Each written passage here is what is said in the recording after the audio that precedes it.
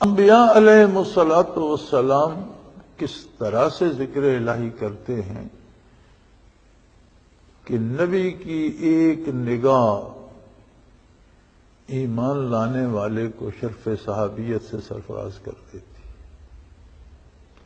اور صحابہ کرام کا خشوع و خضوع اور ان کا رکوع و سجود اور ان کا ذکر الہی کی کیفیت بیان کرتے ہوئے قرآن کریم نے فرمایا ثم تلین جلودہم وقلوبہم الی ذکر اللہ، کہ ان کے کھال سے لے کر نہا خانہ دل تک ہر ذرہ بدن اللہ کا ذکر کرنے لگ گیا، ہر باڈی سیل ذاکر ہو جاتا ہے۔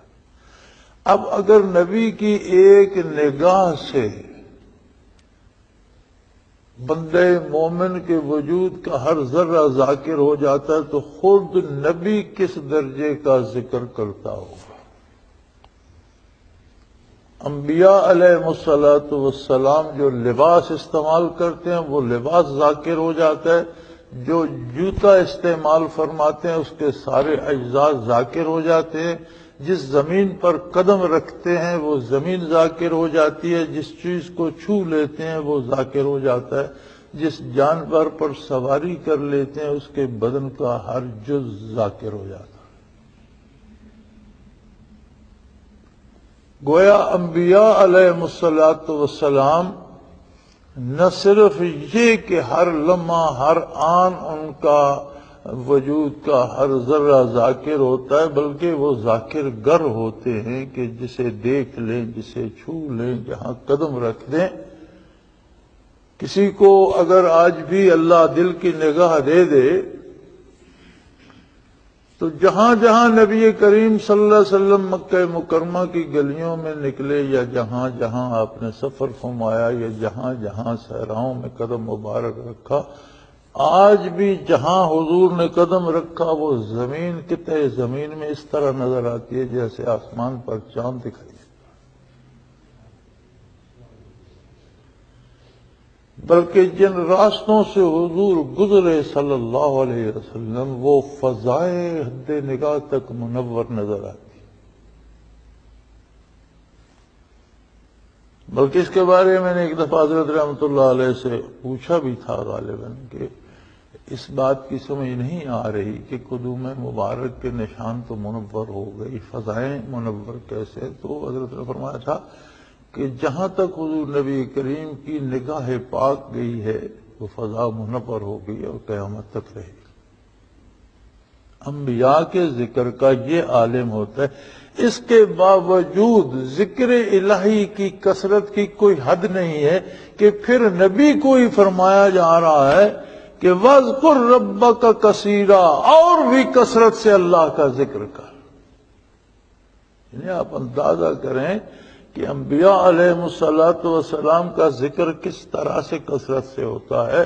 وہ ذاکر گر ہوتے ہیں، جہاں قدم رکھتے ہیں ذرات ذاکر ہو جاتے ہیں، جہاں آرام فرماتے ہیں قبور میں تو وہ قبور ذاکر ہو جاتی ہیں، وہ ذرات ذاکر ہو جاتے ہیں، جہاں رہتے ہیں وہ مکان ذاکر ہو جاتے ہیں، جہاں سجدہ کرتے ہیں وہ جگہ ذاکر ہو جاتی ہے، جہاں سے گزر جاتے ہیں شجر و حجر ذاکر ہو جاتے ہیں۔ یہ پتھروں کا یا درختوں تک کا کمال تو نہیں تھا کہ حضور جدھر تشریف لے جاتے تو درخت بھی سلام کہتے، پتھر بھی درود پڑھتے۔ یہ کمال تو محمد رسول اللہ صلی اللہ علیہ وسلم کا تھا نا کہ جہاں تشریف لے گئے وہاں کے پتھروں کو بھی درود پڑھنا نصیب ہو گیا، درختوں کو بھی صلاۃ و سلام پڑھنا نصیب ہو گیا۔ تو یعنی انبیاء کا وجود پاک جو ہوتا ہے وہ ذاکر گر ہوتا ہے۔ اس کے بعد پھر حکم ہو رہا ہے، نبی کو حکم ہو رہا ہے وَاذْكُرْ رَبَّكَ كَثِيرًا، اور کثرت سے اللہ کا ذکر کر۔ اس کا مطلب ہے کہ کتنا بھی کوئی ذکر کرے، ساری عمر صرف کر دے، پھر بھی وہ کثرت ذکر ابھی باقی ہے، کیونکہ ذکر کی شان مذکور کی شان کے مطابق ہے۔ اللہ کی کوئی حد نہیں، اس کی عظمت کی، اس کی شان کی، اس کی ذات کی کوئی حد نہیں، اس کے ذکر کی بھی کوئی حد نہیں ہے۔ یہاں اگر کوئی 4 دن 4 تسبیحات پڑھتا ہے یا 5 دن نماز پڑھ لیتا ہے تو سمجھتا ہے میں نے اللہ پر بڑا احسان کیا، بڑا تیر مارا، بلکہ کثرت ذکر کی تو کوئی حد ہی نہیں ہے کہ اللہ اپنے نبی سے کہہ رہا ہے کہ جب یہ نشانیاں آپ کو عطا ہوں تو وَاذْكُرْ رَبَّكَ كَثِيرًا، اللہ کا ذکر اور کثرت سے کر، وَسَبِّحْ بِالْعَشِيِّ وَالْإِبْكَارِ، اور رات دن ذکر کرتا چلا جا۔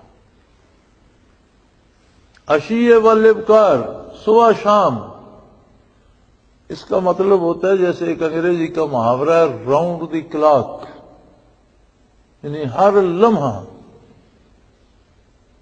دو انتہائیں ہیں نا دن کی، صبح اور شام، تو جب دونوں اور رات کی بھی دونوں انتہائیں ہیں صبح اور شام، اور جب رات دن کی دونوں انتہاؤں کا ذکر آتا ہے تو مراد ہوتا ہے کہ رات دن کا ہر لمحہ، ہر آن ذکر الہی کرتے رہیے۔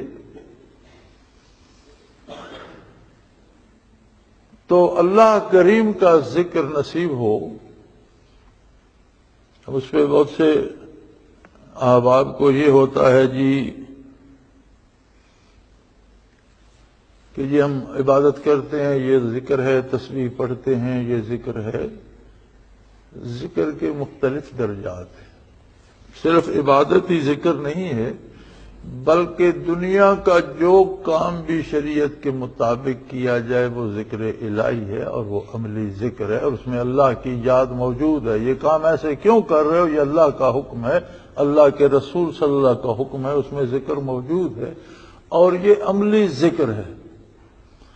کوئی بات جو سچی کی جائے، کھری کی جائے، اور اس اعتبار سے کی جائے کہ چونکہ اللہ کا اور اللہ کے نبی کا حکم ہے سچ بولو، لہذا میں سچی بات کر رہا ہوں، وہ ذکر الہی ہے کہ اس کے ساتھ اللہ کی یاد موجود ہے، اللہ کے نبی کی یاد موجود ہے۔ پھر کوئی تلاوت کرے، ذکر الہی ہے، تسبیحات پڑھے، ذکر الہی ہے، کوئی اس میں ربانی سارا دن پڑھتا رہے، یہ ذکر الہی ہے، لیکن یہ ذکر لسانی ہے۔ ایک ذکر وہ ہے جو حال ہے کہ آپ جو کام بھی کرتے ہیں، جس حال میں بھی اللہ کو یاد کرتے ہیں، وہ عملی ذکر ہے۔ زبان سے نیک بات کہتے ہیں یا تلاوت کرتے ہیں یا تسبیح پڑھتے ہیں، یہ ذکر لسانی ہے۔ لیکن نہ حال ہمیشہ رہتا ہے اور نہ زبان ہر وقت چلتی ہے، عمل بھی ہر وقت نہیں ہوتا، عمل منقطع ہو جاتا۔ آپ سارا دن کام کرتے ہیں، رات کو تو سو جائیں گے، عمل منقطع ہو جائے گا۔ زبان سے آپ کتنا ذکر کرتے رہیں، کتنا ذکر کرتے ہیں، زبان خاموش ہو جائے گی، ذکر منقطع ہو جائے گا۔ ذکر کثیر نہ عمل سے ہو سکتا ہے نہ لسان سے ہو سکتا ہے۔ تیسرا ذکر ہے ذکر قلبی، دل ذاکر ہو جائے، دل میں یاد رچ بس جائے، اور دنیا کا کوئی بھی کام کر رہے ہوں دل یاد سے غافل نہ ہو۔ وہ ایک پنجابی کا کہا گیا اس کے لیے ایک محاورہ کہ ہتھ کارول دل یار ول۔ آپ کوئی کام کر رہے ہو دل اللہ اللہ کر رہا ہو، آپ بات کر رہے ہو دل اللہ اللہ کر رہا ہو، آپ کھانا کھا رہے ہو دل اللہ اللہ کر رہا ہو، آپ سو جائیں دل اللہ اللہ کر رہا ہو، آپ جاگے تو پتہ چلے دل ذاکر تھا، سینے میں دھڑک کر باہر آنا چاہتا ہے۔ آپ سوتے رہیں، ذکر قلبی نصیب ہو جائے، وہ چلتا رہے گا۔ بندہ مر جائے، قبر میں چلا جائے، مٹی کے نیچے اتر جائے اور دل اللہ اللہ کرتا رہے تو ایک حد تک ذکر کثیر کے معنی کو پا لیتا ہے، کسی نہ کسی حد تک کثرت ذکر میں داخل ہو جاتا ہے۔ عملی ذکر کثیر نہیں ہو سکتا، عمل میں انقطاع آتا ہے۔ لسانی ذکر ذکر کثیر نہیں ہو سکتا کہ اس میں انقطاع آتا ہے، زبان بند ہوتی ہے۔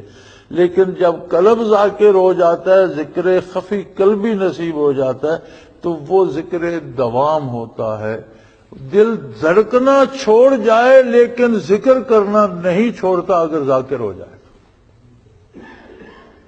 موت آ جائے، دل دھڑکن بند کر دے، دھڑکنا چھوڑ سکتا ہے، لیکن اگر ذاکر ہے تو ذکر نہیں چھوڑتا۔ اس کے اندر جو لطیف ربانی ہے وہ ذکر کرتا ہی رہتا ہے، وہ قبر میں بھی کرتا رہتا ہے، تاکہ قلب ذاکر سے قبور ذاکر ہو جایا کرتی۔ تو کثرت ذکر کی بات جب بھی آتی ہے سوائے ذکر قلبی کے اس مفہوم کو پورا نہیں کیا جا سکتا۔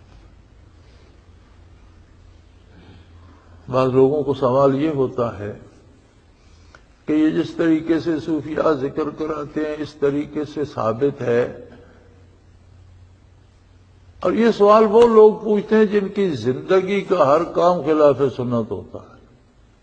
جو کام دوسرے آپ کر رہے ہیں یہ ثابت ہے شریعت سے، اس کی پرواہ نہیں کرتے، لیکن جب اللہ اللہ کی بات آتی ہے تو اس طرف جو کام اللہ کے یہ نیک بندے کرتے ہیں آپ کیسے سوچ لیتے ہیں کہ یہ خلاف شریعت کر رہے ہیں؟ پھر بڑی آسان سی بات ہے کہ ذکر کا حکم ہے قرآن کریم میں، اور سب سے زیادہ جو حکم براہ راست یا بالواسطہ دیا گیا وہ ذکر کا ہے۔ لیکن قرآن کریم نے ذکر پر کوئی پابندی کسی طریقے کی نہیں لگائی۔ جیسے نماز ہے، نماز کے طریقے کی پابندی ہے، وقت کی پابندی ہے، رکعت کی پابندی ہے، رکوع و سجود کی پابندی ہے، فاتحہ شریف پڑھنے کی پابندی ہے، ہر حرکت پہ تکبیر کہنے کی پابندی ہے، بہت سی پابندیاں ہیں نا۔ اوقات بھی مقرر ہے اور طریقہ کار بھی، روزہ ہے اس کا وقت بھی مقرر ہے، مہینہ بھی مقرر ہے، افطار و سحر کے قواعد و ضوابط مقرر ہے، حج ہے اس کا وقت بھی مقرر ہے، دن بھی مقرر ہے اور ارکان بھی مقرر ہے۔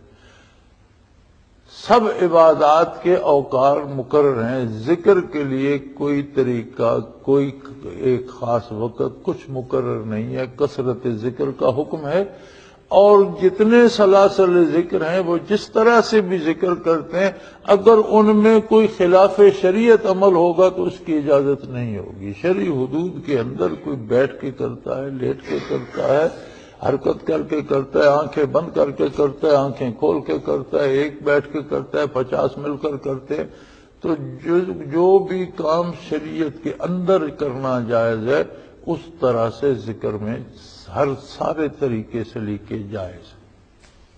فرق یہ ہے کہ ہر ایک شیخ کی اپنی تحقیق ہے، ہر سلسلے کا اپنا طریقہ ہے، جس طرح انہوں نے زیادہ مفید سمجھا اس طریقے کو انہوں نے اپنا لیا، اور اس طریقے سے ان سے برکات و انوارات نصیب ہوتی ہیں۔ لہذا ذکر کا حکم مطلق ہے، اور اس کا کوئی طریقہ نہ اللہ نے پابند فرمایا، نہ اللہ کے رسول صلی اللہ علیہ وسلم نے پابند فرمایا، نہ کوئی آج پابند کر سکتا ہے۔ ہم یہ نہیں کہہ سکتے کہ جس طرح ہم ذکر کرتے ہیں یہ صحیح ہے، جس طرح دوسرے کرتے ہیں وہ غلط ہے، نہیں۔ جس طرح جس کا جی چاہے، ایک ہی پابندی ہے کہ ذکر کے نام پر کوئی کام خلاف شریعت کرنے کا کوئی جواز نہیں۔ شرعی حدود کے اندر کوئی جس طرح ذکر کرتا ہے وہ سب جائز ہے۔ ہاں، اگر کسی کو اس کی لذت نصیب ہو جائے تو سب سوالوں کے جواب مل جاتے ہیں، چونکہ جو کچھ اس سے نصیب ہوتا ہے وہ کیفیات ہیں، اور کیفیات محسوس تو کی جا سکتی ہیں، لکھنے پڑھنے میں نہیں آتی۔ کیفیات کے لیے کوئی لفظ وضع نہیں کیا گیا کہ وہ لکھ کر بتا دے، کیفیات صرف محسوس کی جاتی ہیں۔ یہ انہی کا کام ہے جنہیں اللہ نصیب کر دے، اور میری تو دعا ہے کہ اللہ تمام مسلمانوں کو نصیب کرے۔ وآخر دعوانا ان الحمدللہ رب العالمین۔